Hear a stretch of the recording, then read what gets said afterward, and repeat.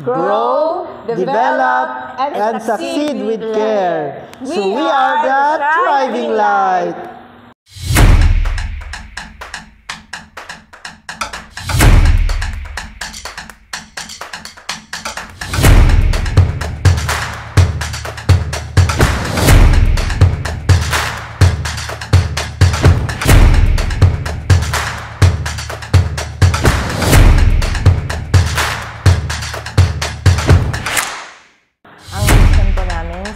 Organization po namin ay makatulong po sa mga mahihirap na mga kababayan natin.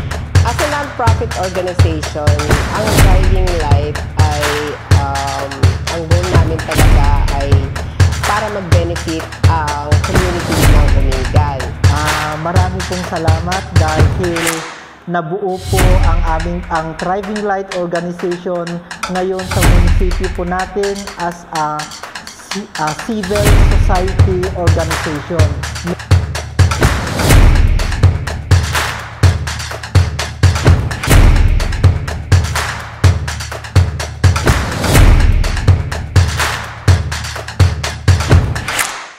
Hello everyone! And for today's episode, napaka-special po ng araw na ito dahil ngayon po ay makakasama ko ang mga hardworking at very dedicated sa kanilang mga trabaho professionally at syempre meron pa silang mga extra na voluntary works. Makakasama ko ngayon ang mga co-founder po na nag-iisang Thriving Life ng bayan po ng Umingan.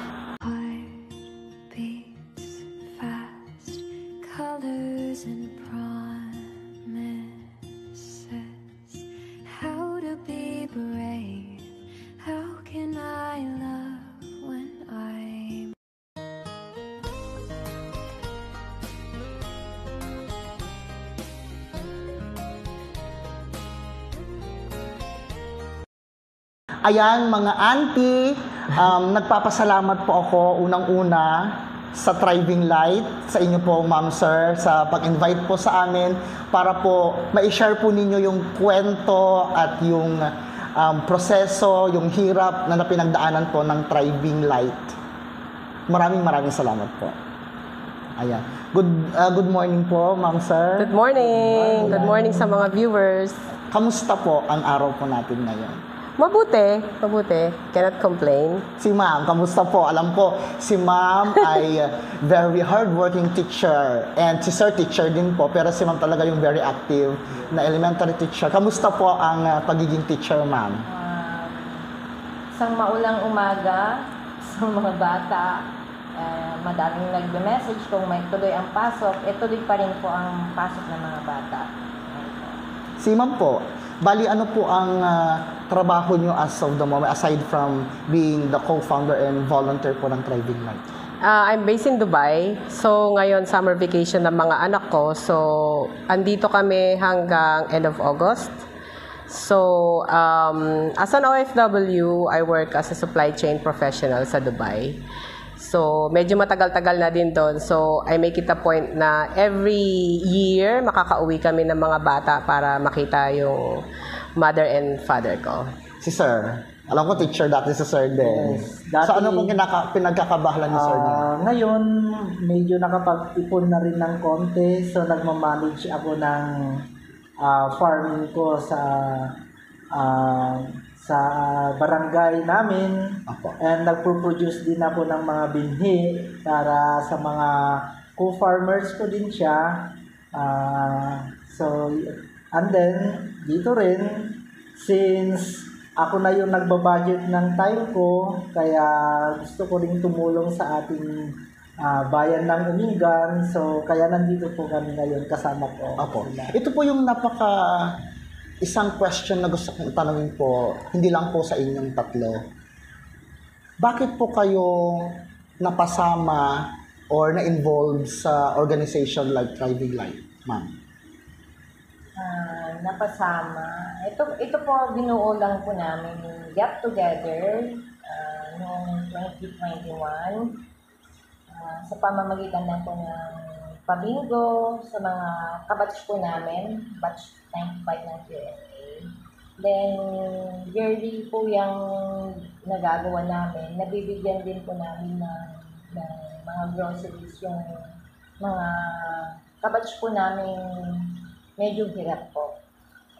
May 3 po kaming kabatch na yearly po namin nabibigyan. Then, nag-usap-usap po kaming magkakabatchmate na kami yung active po sa GC namin na what if bumubuo tayo ng isang organization na yung pwede tayong makatulong sa kapwa Mindanao. So, ma'am, kayo pong tatlo ay magkakabatch dun sa QMA? Magkakabatch, yes. Magkakaklase din? 95. Batch lang po. Magkaklase kami siya sa ibang section. Ibang section po. Batch 1995. So, ma'am, nung una po, ang nangyari lang is parang ito ay assistance lang sa mga kabatch nyo Kabatch. muna. Kabatch. So, sa naisipan na lang na bumuo ng sarili nyo munang organization para makatulong na Mag-focus. rin sa outside sa kabatch ninyo. So, in short po, dahil dun sa mga vision nyo noon na gusto ninyong mangyari, nabuo po yung Thriving Light. Tama po ba? So, sino po ang founder talaga ng Thriving Light?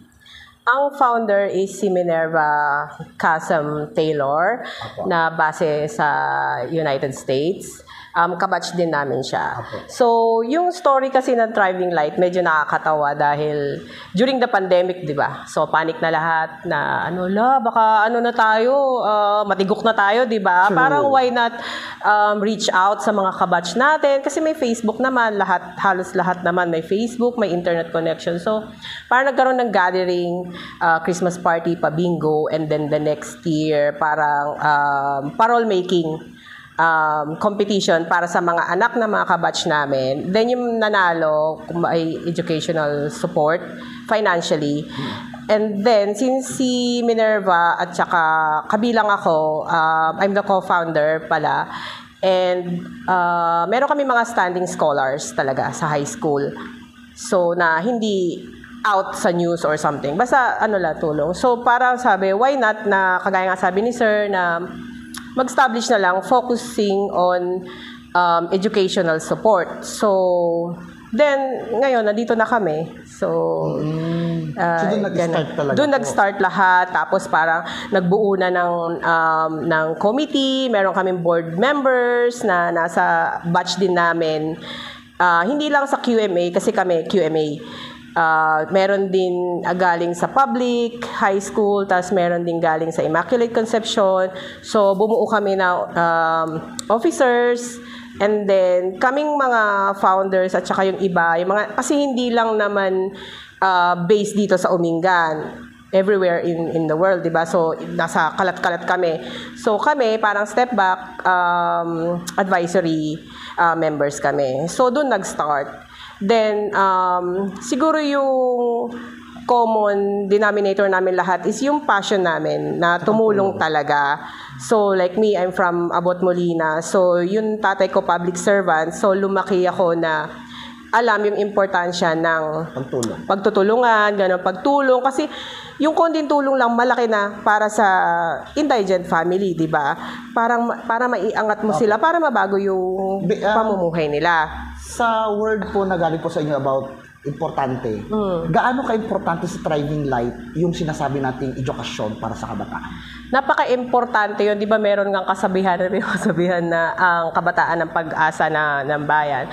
So talagang mas marami kang choice, 'di ba, kung meron kang edukasyon. Hindi naman ibig sabihin na talagang super high level education.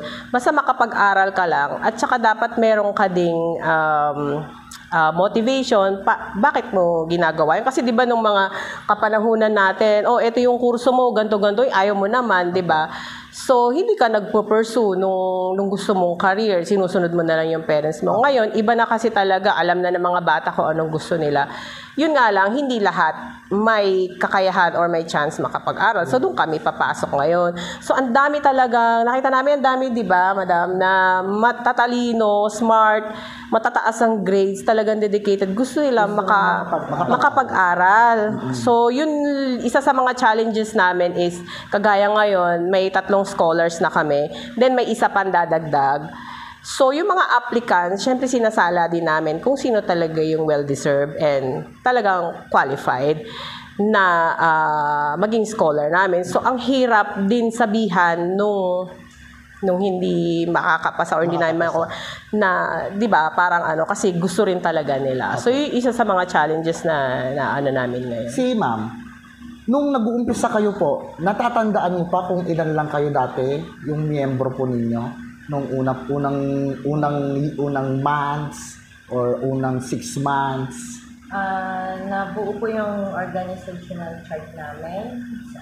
Founder, co-founder, then president, vice president, may secretary po kami, Apo. may treasurer, Auditor. may auditor, Board then of may mga directors. volunteers po na from our batch.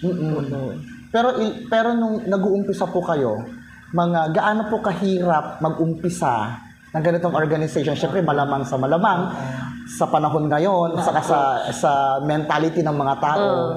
Sa umpisa lang to, hindi rin magtatagal to, charot-charot lang to. Correct. Paano nyo po nalagpasan yun, ma'am, sir? Yung time na yun kasi, parang exam din siya na makakapasa ba kami talaga or tatagal ba itong Opo. organization na to. Yun din yung naiisip namin. So, bahala na yung nag-guide sa atin, yung parang ganon. Since, kung tulong-tulong naman, sabi naman namin, at saka may tiwala ang mga tao sa atin. Kasi importante rin yung trust nila. Opo. Kasi ang isang organization, importante yan, yung tiwala.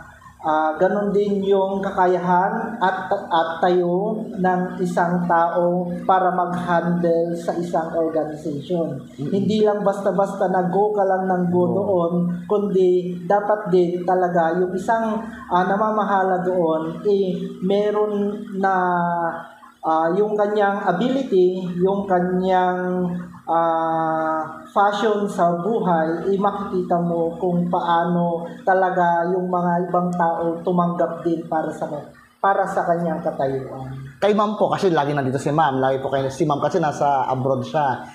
But dumating po ba yung point na parang naisip niyo parang yung mga times na may mga taong hindi nagtiwala po sa grupo ninyo, ma'am? May mga ganun. Hindi Hindi ko maiwasan. po yun na isip na halimbawa po si Madam ako may pala ganyan. Hindi ko po inisip yun. Basta positive po ako as president po, kaya siguro po successful na kami kasi hindi naman ako nag-negative vibes. Laging positive po. Bali, nung nag-umpisa po kayo, ilan po yung una yung scholars at anong mga elementary po ba ito? High school or college? College na po yung unang batch ng scholars. Mga ilan po sila? 3 sila kaagad. So, ganun katiwala yung mga nasa ibang bansa rin sa mga nag-sponsor na ka-start pa lang ng organization namin na Thriving Light, ganun na kaagad yung impact ng mga gustong tumulong dito sa Umingan. Marami silang mga privileges pa na natanggap, gaya ng tuition fee nila, which is mga college miscellaneous, uniform nila, and then allowances, kami din ang nagpo-provide. Ganon din yung kanilang computer or laptop na masasabi natin, pre-provide din ng Thriving Light. Dahil siguro nung time na yon, eager din ang mga ibang mga sponsor dahil dito sa Umingan, parang ang Thriving Light lang ata yung unang organization na ganito yung kanilang nagiging layunin para sa Umingan. Yes po. Sa lahat po ng mga privileges na natanggap po ng mga scholars po ninyo, ma'am sir, kamusta na po ngayon yung mga scholars po natin? Ma'am. So far, yung 3 scholars po namin ay magsi-second year college na po. Meron po kaming marine engineering, then business admin, and the Bachelor of Science in Secondary Education, major in Values Education. So, yun po yung 3 unang batch po ninyo. So, all in all, as of today, ilan na po lahat ng scholars ng Thriving Light?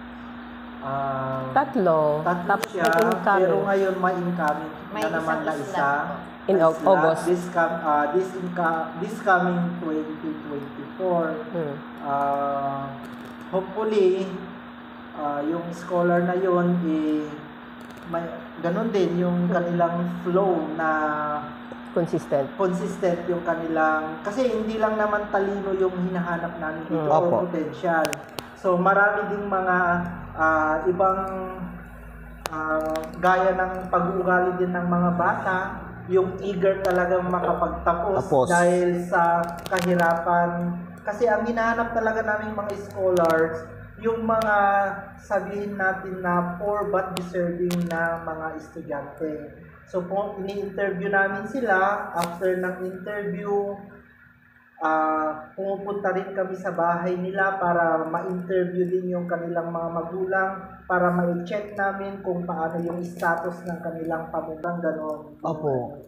So, sa lahat po ng mga pinagdaanan po ng Thriving Light, ilang taon na po itong nag-ooperate sa bayan po ng Umingan? Nag-start siya actually noong 2021 pero naging SEC-registered kami noong 2023. Then, siguro 1 year pa lang kasi 2023, that was December.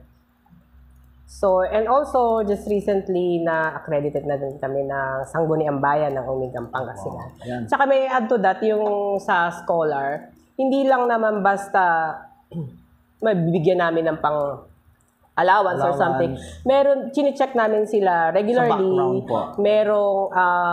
Merong nagme-mentor sa kanila na kailangan open yung communication nila sa amin kung may problema, may challenges. Hindi man namin 100% mabigay sa kanila yung kailangan nila. At least, yung burden matanggal sa kanila. Kumbaga, para i-share nila sa amin, gano'n. So, may mentoring din na nangyayari. Aside, may di ba, advisor aside sa sa pagkakaroon ng scholarship ang Thriving Light, na-invite ako one times noon na nagpakain sa mga bata. At napakasaya ng feeding program na yon. Yes. Pakwento nga po ma'am kung ano yung naging segue po noon doon sa aside sa pagbibigay po ng scholarship. Kayon po nagkaroon na kayo ng mga feeding program, outreach program, pagbibigay ng mga school supplies. Tama po ba? Oo. Pakwento nga po ma'am. Sa feeding program po namin, may mga pili po kami mga school, depende po dun sa mag-sponsor po na mga kaibigan namin kung ano po yung gusto niyang school o saan. So, then, kasama po namin napipiding dyan. Kung halimbawang nauwi po yung sponsor, kasama po namin sila. Kagaya po ni Ma'am May Quezon, kayo po yata yung nag-coverage natin. Ayan po, then marami po mga volunteers din na nag-join together with the teachers. Gaano po kasaya yung sa feeling makatulong? Halimbawa, sir, kailan ba tayo mag-tapilong? Nung dyan po sa may Purok Uno, na Poblacion West, nung nandun po kayo, makikita mo po yung bilang ng mga batang pumunta doon. Sabihin namin, Purok Uno at Purok 3, na kompleto po sila. Tapos bibigyan mo po ng pagkain. Masaya na po kami, nakikita silang ang saya nilang kumakain. Hanggang kailan po itong pagpapatuloy ng pagkakaroon ng mga outreach program and other activities po ng Thriving Light, ma'am? Hanggang may sumusuporta sa amin, pero we are working on that also, like si founder, si Minerva. Siya talaga yung nagpo-push na mag-solicit para to keep the ball rolling, ganyan. So, meron kami palagi. Tapos yung mga batch namin, at saka yung outside batch, nakikita na nila, nagiging aware na sila sa Thriving Light. So, nagsusupport talaga sila, nag-reach out sila kay ma'am, kay sir. So, lahat. So, continuous siya. Kasi ang balak talaga namin, long term siya. Pero hindi lang yung nag-aantay kami na may magbibigay, gano'n. So, talagang pinupush din namin. Sa tingin nyo kaya sa ganitong mga gawain, pagtulong, pagbibigay, sa tingin din nyo, ano yung pinakamagandang epekto nito sa komunidad, especially dito sa Umingan, and especially dito sa mga taong natulungan? So para sa akin, yung epekto nito para sa kanila, kasi Kagaya ng outreach kasi at saka feeding program, makikita mo yung kasiyahan ng mga bata at ganoon din sa mga makatatanda. Gaya ng outreach namin, unang priority namin ay yung mga senior citizens. Saan po ito? Dito sa Barangay Kaordanitaan, Apo. dito rin sa Barangay Barat, Esperanza, Papalyasem,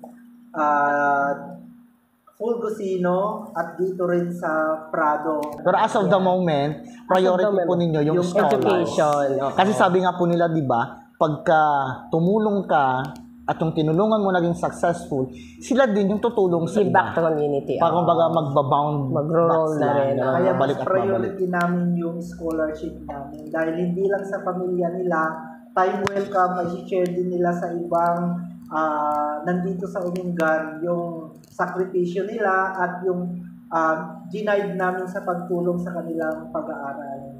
Opo. Sa pag-a-apply po sa scholarship, ma'am, pupunta po ba sa Thriving Light, magme-message, or kayo po mismo ang mamimili, maghahanap ng mga scholars po ninyo?